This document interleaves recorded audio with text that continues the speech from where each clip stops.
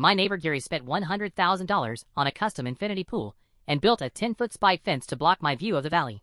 He told me to stop being poor when I pointed out he was crossing the property line, but I didn't call the cops. I wasn't complaining for my sake. I was just waiting for the concrete to dry. You see, Gary is the kind of guy who thinks a high net worth means the law is just a suggestion. Last summer, he decided he wanted a pool that looked out over the cliffside, but the only way to get the perfect angle was to annex 6 feet of my backyard. He started construction while I was away on business, and by the time I got back, the retaining wall was already poured and the cedar fence was up to hide the evidence. When I tried to show him my deed, he laughed and told me his lawyers were more expensive than my entire house. I didn't argue.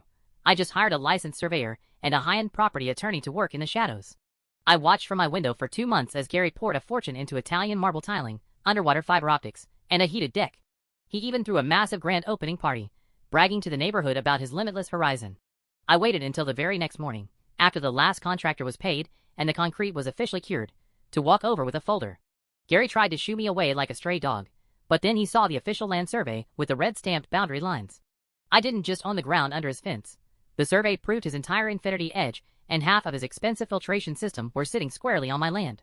I looked him dead in the eye and said, "Gary, you have 48 hours to remove every ounce of concrete from my property, or I'm legally authorized to take possession of the structure and fill it with dirt." He started screaming about the money he'd invested, but I just pointed to the spike fence he'd built to hide his theft. Because I had a documented paper trail of my initial warnings, the court didn't just order him to move the fence, they ordered him to restore my land to its original grade. Gary had to pay a demolition crew $60,000 to jackhammer his dream pool into a pile of rubble. The limitless view he wanted is finally back, but now Gary spends his afternoon staring at a brand new garden I planted on the 6 feet of land he tried to steal.